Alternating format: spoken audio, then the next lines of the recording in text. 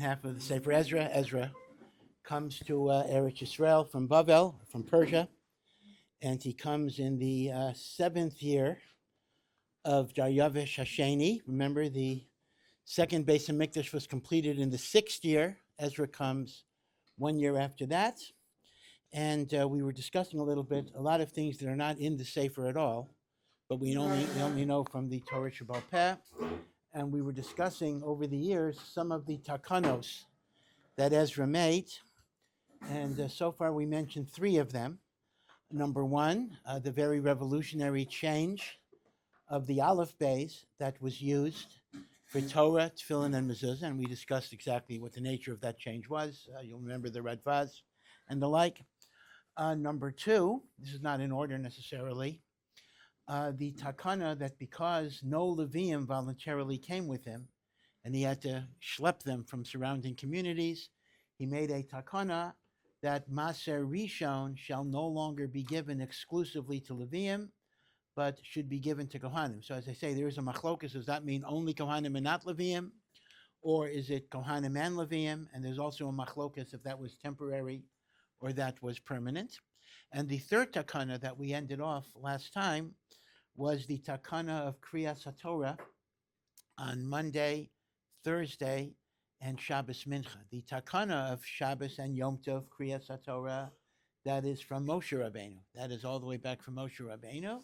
But Monday, Thursday, and Shabbos Mincha is a takana from the time of Ezra. And the reason why he chose Monday and Thursday is because Monday and Thursday were market days where surrounding villages would come into the larger cities to sell their wares. And some of these surrounding villages didn't always have regular minyanim, but they came to the big cities on Monday and Thursday. So Ezra made a takana that there ought to be a public Torah reading, because remember, Torah reading in those days, and even later, even the times of Chazal, was not so much a davening thing, it was really a learning thing, because every pasuk would be then translated into Aramaic, sometimes with many midrashim.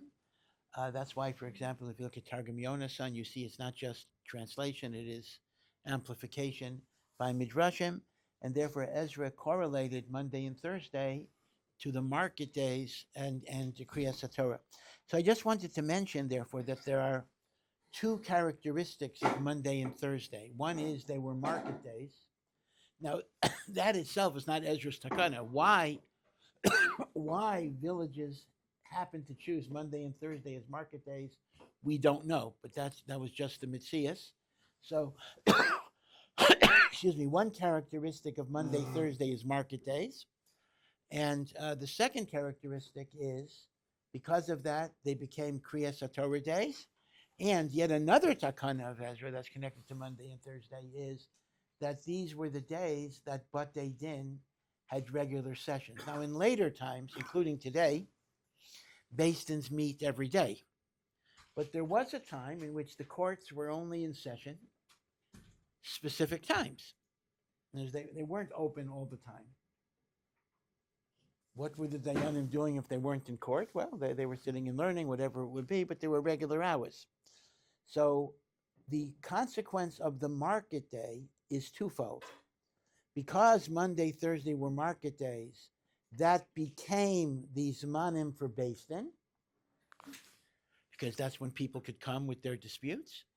And because Monday and Thursday were market days, they became days of Kriyas HaTorah. So we have really two phenomena that come from one common origin. The origin of market day gave rise to two takanos of Ezra, one Kriyas HaTorah, and the other, but they didn't, for Mamonis, would meet Monday and Thursday. So I just want to point out how these two aspects actually find their expression in the Mishnah. Many of you may have learned Maseches Megillah. That's a Maseches that people often learn. So if you remember, the Mishnah gives a very, very interesting rule that we do not follow today, for a reason that you will actually understand, and that is, we know that the halacha of reading Megillah on Purim, there are two dates that are given in Megillah Esther.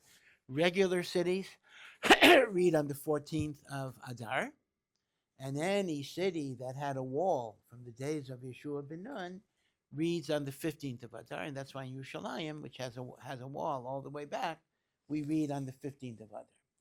But it's Lavdavki Yerushalayim. In fact, it's called Shushan Purim, but it's really any city that had a wall. Okay. So that we know from the Megillah already. The Megillah Esther already establishes that. But the Chachamim said the following, that people who inhabit villages that didn't have regular minyanim are allowed to hear the Megillah the Monday or Thursday before Purim, if Purim is not on a Monday or Thursday. And the reason is, Chazal didn't want to be matriach them to make two trips. So if you were in a village, again, that has to be defined, right? The Mishnah defines what is a village. If you are in a kavar, you can read Megillah or hear Megillah read the Monday or Thursday before Purim, and the Mishnah goes through a great cheshbon. That could be as early as the 11th of Adar. Again, the Mishnah goes through all the different configurations of when Purim is. So you have the 11th, the 12th, the 13th, as well as the 14th and the 15th. Now, of course, if Purim is a Monday or a Thursday, then there's no break because the villages are coming in anyway, and therefore they'll hear Megillah like everybody else. So this is an example. So this is called Yom HaKnisa. Yom HaKnisa is the day of ingathering, the day of marketplace, and it says that Kefarim are makdimin, they are permitted to have an earlier Megillah reading, the Yom HaKnisa, in order not to make two trips, and that stems from the fact that Monday and Thursday were the market days in which villages would come into the big towns. The Chachamim did not want to make them make a separate trip for Purim. Now, the reason why there's no such halacha today is simply the Gemara itself says that since right now the minhag is that batei dinim are available. In fact, one might say that even the market day may be connected to the Beis Din, meaning it's a chicken and the egg problem. Did they make it the market days because that's when the courts were open? Or the other way around, were the courts open because they made them the market days? There is really a machlokas. How do you connect the two phenomenon of why Monday and Thursday? But since the Gemara is mashma that the market day was because of the Beis Din, because it says, since Bizman Hazeh, the batei din are open every single day, so as a result, a Monday and Thursday no longer became regular market days. Any day could be a market day. So as a result, they no longer have this leniency. So even if you live in a small village, you can only hear Megillah on the 14th or the 15th. Okay, so that's one example of where the market day Beis Din connection was relevant into a halacha in Hilchos Megillah, the din of Yom HaKnisa. Now there's a second instance where the Monday and Thursday becomes relevant, and that is the first Mishnah in Kesuvos. Now remember, in the time of the Torah, the Mishnah, and even the Gemara, marriage was in two stages, which were separated by a year apart. Today we do it all at one night. Stage one was called Erusin. Now do not confuse halachic Erusin with modern Hebrew Erusin. Totally different. Modern Hebrew Erusin, the word is still used, just means engagement. If you break an Erusin, you don't need a get. There are no chiyuvim, there is no marriage here. It's an engagement. Yeah, it actually is chomer to break an engagement, but it's not a marriage. Erusin in the Torah and in Chazal is a very different thing. Erusin is when a man actually gives a ring or something, a monetary value, to a woman in front of kosher witnesses, excuse me, and declares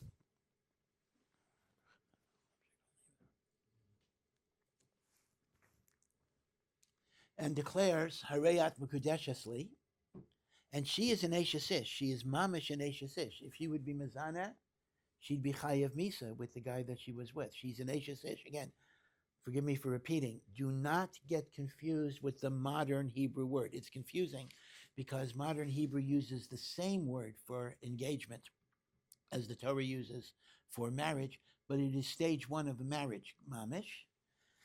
But the only thing was that she would remain at home and the marriage would not be consummated for up to a year unless they both agree earlier in order for her to gather a dowry and the like. So for that 1 year, the marriage, it was like an engagement, actually. She was married, but it was like an engagement in the sense that they weren't living together. He was not obligated in support. If chas v'shalom she would die, he would not inherit her. Now, after that year, unless they both agreed to do it earlier, Sheva brachos would be recited, a kesuva would be written, and he would bring her into his home in which he would consummate the marriage, and that is called nisuin. So stage 1 is called erusin, or kedushin. Kedushin is erusin, and stage 2 is called nisuin. It used to be separated by up to a year. Didn't have to be a year, but up to a year. But Bisman Hazeh, already in the time of the Rishonim, we now, because it was too difficult and there would be great temptations for the chassan and the kala to have relations, and that wouldn't be proper. So today we combine erusin and nisuin in one ceremony.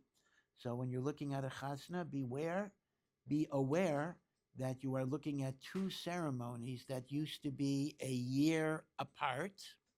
The giving of the ring is erusin. So the woman is an arusa for around 10 minutes instead of being a year.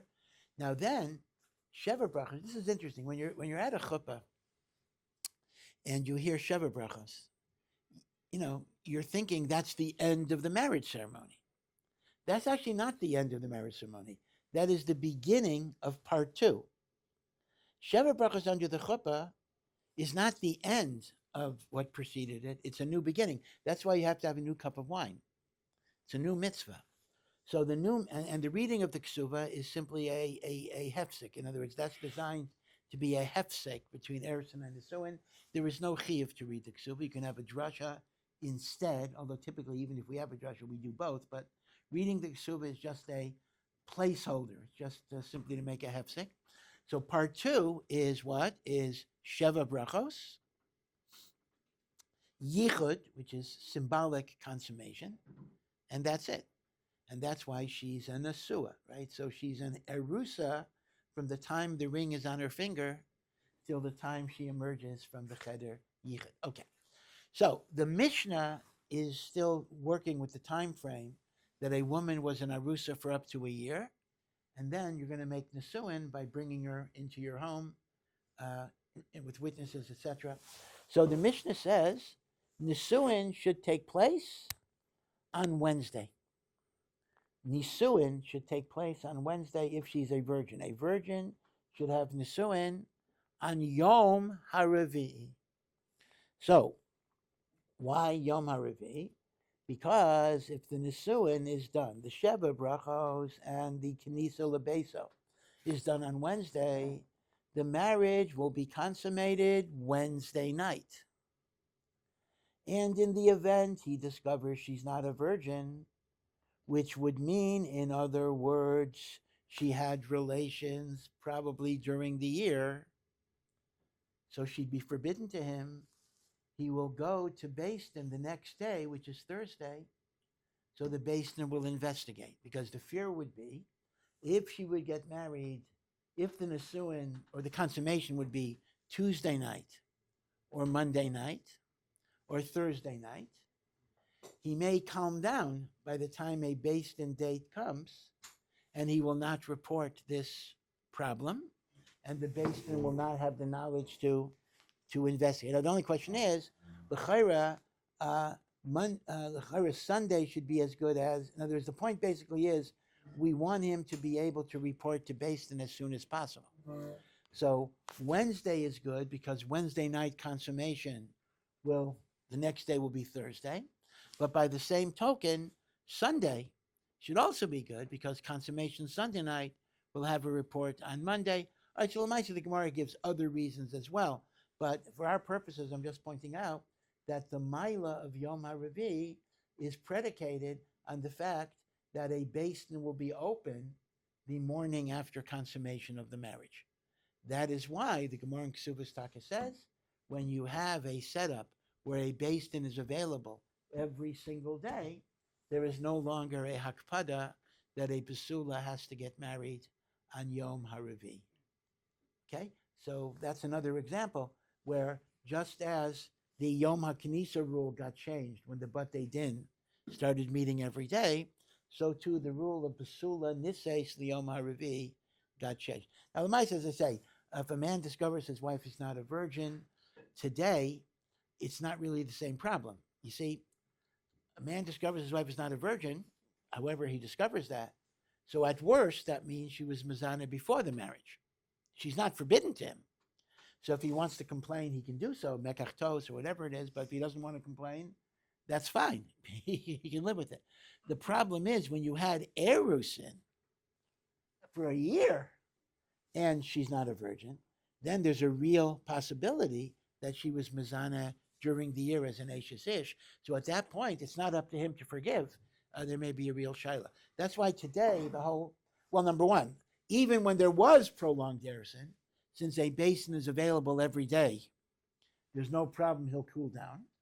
But number two, on a more basic level, Bisman Hazeh, Bichlal, we're not concerned with whether he goes to basin, because if her zanus was before erusin, which inevitably is going to be today, so who cares? I mean, he does have rights to complain in terms of being deceived or whatever it is, but if he cools down and doesn't complain, it's none of our concern. We really don't care if he complains or doesn't complain, right? So that's a reason Bisman Hazeh where B'chlal there'd be no inyan, etc. Right? So now one other aspect of Monday and Thursday, and that is the long takanon. We shouldn't talk this way, but the bane of davening for many people, the long takanon of Monday, Thursday. Now, l'chaira, that doesn't fit with, the fact that beis dins meet that day. Why is that relevant? The fact that it's market day also doesn't seem to be that relevant. And even the fact that it's Kriyas HaTorah. Okay, Kriyas HaTorah, but why would Kriyas HaTorah Monday, Thursday, which is because of the market day, why would that be mechayev a longer tachanan? So there's a third point that's here, meaning it's not only market day, and it's not only beis din day, and it's not only Torah reading day. There's a fourth aspect to Monday and Thursday, and that is Monday and Thursday are said to be Yemei Ratzon. Now, this has nothing to do with Ezra. This aspect is not connected to Ezra. Yemei Ratzon is special days of divine grace and mercy. Monday, Thursday are days of divine mercy.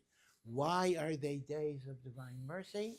It goes back to a tradition Chazal had, that when Moshe Rabbeinu went up to Har Sinai the last time to get the second luchos, and that is when God forgave the Chet HaEgel, and remember, that's coming up, he went up Rosh Chodesh Elul, and he stayed for 40 days, and he came down on Yom Kippur with the second luchos. And once again, we have another chicken and egg problem. Is Yom Kippur a day of forgiveness? Because that is when Moshe came down with the second luchos, signifying forgiveness, so that became a day of forgiveness? Or the other way around, did Moshe come down with the second luchos showing forgiveness because it's Yom Kippur? Meaning, is Yom Kippur because of the luchos, or is the luchos because of Yom Kippur? Again, there is a chicken and egg problem, but that's why from Elul to through Yom Kippur are called Yemei Ratzon, days of divine grace. Right, that is very well known. But what's a little less known is, according to Chazal, the Messiah was he went up on a Thursday and came down on a Monday.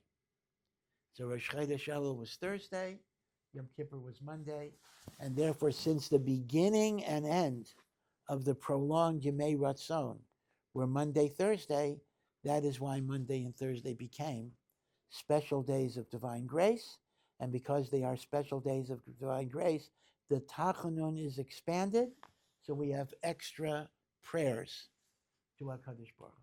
And that's why, B'chlal, you'll often see the Bahav right after although not all kehilas do it. In fact, I don't think the center does it. But we're the Reformed congregation of Ohr Somayach. No Bahav, but the minhag of many to say Bahav is this is after the Sholosh Regalim, to say Slichos Monday, Thursday. Monday is based on we're praying to Hashem that if we sinned during the Yom Tov through levity, Hashem should forgive us, and we do it Monday, Thursday, Monday, because they are Yemei Ratzon. So we have a number of interesting associations with Monday and Thursday, the days of the Beis Din, the days of the market, the days of Kriyas HaTorah, the days of Yemei Ratzon. Okay, but this was going back to Ezra. This was Ezra's Takana of Kriyas HaTorah on Monday and Thursday. Shabbos Mincha, I had mentioned, was for another reason, and that's Yeshvei Koranais, that people weren't working on Shabbos. Baruch Hashem, they weren't working on Shabbos, but as a result, Shabbos afternoon, they were simply loitering around. They were sitting in the marketplace, and Ezra wanted them to learn a little bit. So essentially, he created what you would call a mandatory learning. Again, it's a different picture of Kriyas HaTorah. It's a learning session, a mandatory learning session, Shabbos Mincha, because of the Yeshvei Koranais. Yeah. Is there a connection to Pirkei Avos and Barkei Nafshi? So that is also true. Again, that is obviously not a takana from Ezra, because Pirkei Avos wasn't written until later. But also, it's a concept of Shabbos Mincha. People sometimes are loitering around, and we want to give them something to focus on midos and learning and all of those different inyanim. Okay, alrighty. Now, so we've mentioned 3 takanos of Ezra: the Ksav Ashuris, the Meiser Rishon to the Kohen, Kriyas HaTorah, Monday, Thursday, Shabbos Mincha. Right, these are takanos of Ezra. Interestingly enough, now when I say Ezra, I don't just mean Ezra. I mean the takanos of Ezra, the Sanhedrin, Anshe Knesset Hagdola. This was done in convocation. Now, there's another takana of Ezra that may seem relatively minor, but poskim talk about it with great chashivas, and that is a takana to eat garlic Friday night. Takana shum, it's called takana of eating garlic Friday night, and this is a takana only for married people. You're allowed to eat garlic if you're single, but for married people on Friday night, it's considered to be a bit of a quasi chiyuv. It's not a chiyuv gamor. It's more of an eitzah, and that's based on the idea that shum is garlic, was said to be marbe zera, increases sperm production. And since Friday night was a zman of tashmish for Talmud Chacham, therefore this would increase the chances of fertility, and that was a takana of Ezra to increase fertility. Say again? Garlic, huh? Eat the garlic. On Shabbat, yeah. But again, as I say, for an unmarried person, this would not be an obligation. The Stipler, in one of his letters, I don't know if he has any mucker for it, he actually gives you a recipe how to prepare it. It should not be raw. He talks about frying it in some oil. He literally gives you like a 5-step recipe, but again, I'm not sure if you're mechuyev to follow. Just like the Rambam in Perish Mishnayos gives you a recipe for charoses, which is actually kind of different than at least the way Ashkenazim have it. So sometimes the Rishonim like to give you cookbook recipes as well. Now, there's an interesting pun, just a little aside. So on one hand, the idea of eating garlic is called takanas shum. Shum is garlic in Hebrew. Now, you may be a little confused if you ever listen to a kesuva that's read, long kesuva. Now, there are 2 different. There is a standard kesuva that's relatively short, but sometimes they have kesuvos that have all sorts of extra conditions. A lot of times the one who reads it skips the conditions, so you may not even hear it. But it puts in a lot of conditions, which you don't have to have really, but there are kesuvas that are much longer than a regular kesuva. And in those conditions, it'll say, the parties agree to takanas shum. So you just heard this year, and you're going to go to a chasna tonight. Well, not tonight, 3, but you're going to go to a chasna, and they're reading a long kesuva, And it's going to say, the parties have agreed to be makabel takanas shum. So you're going to say, yeah, I know what that is. That's the idea that, garlic, fertility. Actually, it fits the marriage. It would fit a ksuv in some way. But no. Wrong. Totally wrong. The reference to takana shum in a ksuva has nothing to do with this takana. Shum is an abbreviation for three major German kehilos in the Middle Ages. The shin is spira, which is spears. The vav is vermagia, worms. And the mem is magensa, which is mayans. In other words, you're agreeing to obey the takanos of spires, spire, magensa, mayans, and worms. And abbreviated shum. My guess is they made the abbreviation as a little bit of an inside pun, Takana of Ezra, but it's nothing to do with Takana of Ezra. And that simply means that in the Middle Ages, there were a number of takanos. And this is actually very interesting because we often say you can't make takanos on Klal Yisrael after the Sanhedrin, or at least after the Gemara. And yet we do find, even during the Middle Ages, during the Ga'inim, and even during the Rishonim time, that different takanos were made. And one of the interesting takanos, and again, nothing to do with Ezra, this is hundreds of years after Ezra, was the problem of dowries when a woman dies very early into her marriage, right? A woman brings a dowry, or used to bring a big dowry. Now, Einachinami, if she dies during Ersin before Nisuin, as I said, husband doesn't inherit anyway. But let's say she dies like a week after Nisuin. So under Torah law, the husband is the Oresh. He would get all of the dowries.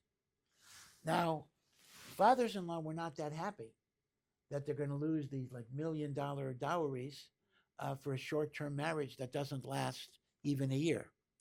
So they made a takana in these German kehilos that the vesting of inheritance rights goes on a sliding scale. So they would say something like, if woman dies within a year of Nisuin, everything goes back to her father. I'm just making up the numbers. If she dies between 1 year and 5 years, 50% goes back to the father. If she dies after 5 years, the husband gets 100%. In other words, it was a sliding scale vesting of Nedunya's dowry, in order that short-term marriages, the father would get it back.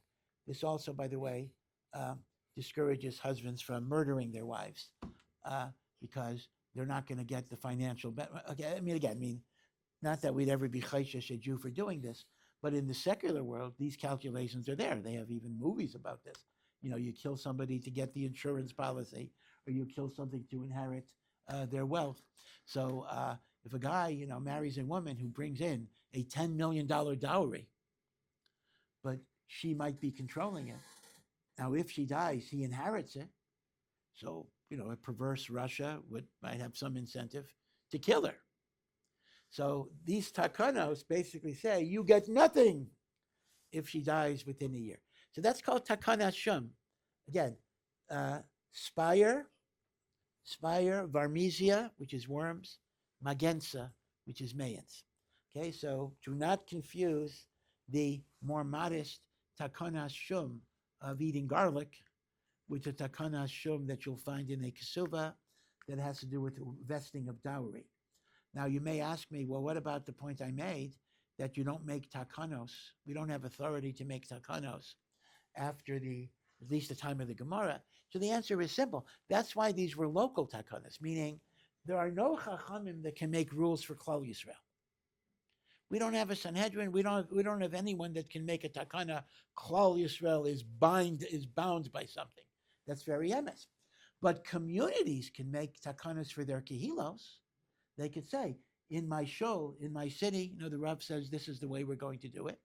And then individual people outside of the kehilos can say, voluntarily, we are consenting. Remember, the ksuba is ultimately voluntary, meaning theoretically, if I didn't want to agree to takana shum, I would just cross it out if I'm getting married, let's say. So the takana itself, as a takana, was made locally, and if it spread, it was by people accepting it in the ksuba, which is simply a voluntary acceptance, right? That's not, nobody is imposing the takana on you. You are accepting it in the ksuba. Okay? Now, you're not going to hear this often. It is in some long ksubas.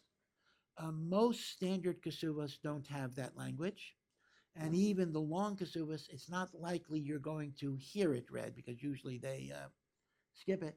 But sometimes somebody starts reading a ksuba, they don't know what they're getting into, so they come across those lines, so they continue to read it. But once again, there's no chiyuv to read any part of the ksuba simply because, as I said before, the only reason we read the ksuba is to make a hefsek between erusin and nisuin. Okay? Now, there is yet a final Takana of Ezra that I want to mention, and this is a very important Takana historically. And in fact, when people say Takanas Ezra, even though Ezra made a number of Takanas, they are often, usually this is the one they're referring to. And that is Ezra, again, the Anshe Knesset Agdola, Ezra, made a Takana that if a man is a Baal Keri, if a man has a seminal emission, he is not allowed to say brachos, read Kriya Shema, daven, or even say, he could think, but even say words of Torah until he goes to the mikvah. And this is a Takanas Ezra. Now again, he doesn't have to wait until night falls like other tumas, just goes to the mikvah, and he is usher in Torah, in speaking words of Torah, in tefillah, and in brachos until he goes to the mikvah. And this is often called the Takanas Ezra. Now, clearly, this is not because of some problem that a person that's tamei cannot learn Torah. That's obviously not the case. All of us are tamei meis. We are tamei with the most chomer tumah. Tumas meis is the most chomer tumah. You're tamei for 7 days, and you remain tamei until you're sprinkled with paraduma.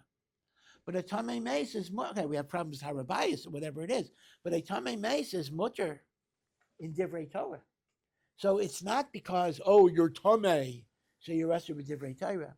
It's another reason. And by the way, when I say seminal emission, I mean whether it is a seminal emission outside of Tashmish, or even if it was derech Tashmish, meaning I don't mean, an illicit seminal emission. Even if it's a regular through Tashmish of mitzvah, there's still a din of Takanas Ezra. And when people say Takanas Ezra without any qualification, this is the Takana that they normally mean, that Balkarian are usher in brachos and divrei Torah until they go to the mikvah. The reason for this takana, the Gemara says, was Shalo Yiyah Talmidei Chachamim Mitzuyin Eitzel Nishayseihan Ketarne Gailim. He didn't want Talmidei Chachamim, although Aina is a great mitzvah, but he didn't want them to be as frequent in Tashmish as roosters are with hens, whatever it is. So this puts a certain break on Tashmish because there'll be limitations that are going to follow. This is Takanas Ezra, and this is actually the halachic reason, putting aside Kabbalistic reasons, why some people go to the mikveh every day before davening. Because in the event that they might have had a seminal emission, either derech tashmish or not derech tashmish, they wouldn't be allowed to daven shachris until they go to the mikveh. That's why they go to the mikveh. According to that, if that's why you're going to the mikveh, you would not say any brachos. I mean, again, you wouldn't be allowed to say birchos HaTorah if you're following that takana. Now, there are other Kabbalistic reasons for going, but the original basis was takana says. Now, the good news here, I don't know if it's good news, but it's important to know is that already in the time of the Gemara, already in the time of the Amoraim, there are opinions, and we paskin like those opinions, that actually say, Batla Takanas Ezra. The Takana of Ezra was nullified, probably because it was difficult to find a kosher mikveh in a lot of places, and it would be too much of an inhibition to tell a person you can't learn or say brachos. So we paskin lahalacha lemaisa bisman hazeh, a balkari, even without going to the mikveh, is mutter in brachos and divrei Torah, because me'ikar adin we paskin butla takanas Ezra. That's the lashon of the Gemara itself, and the Shulchan Aruch and the Ramah both paskin butla takanas Ezra, because that is the psak of the Rambam.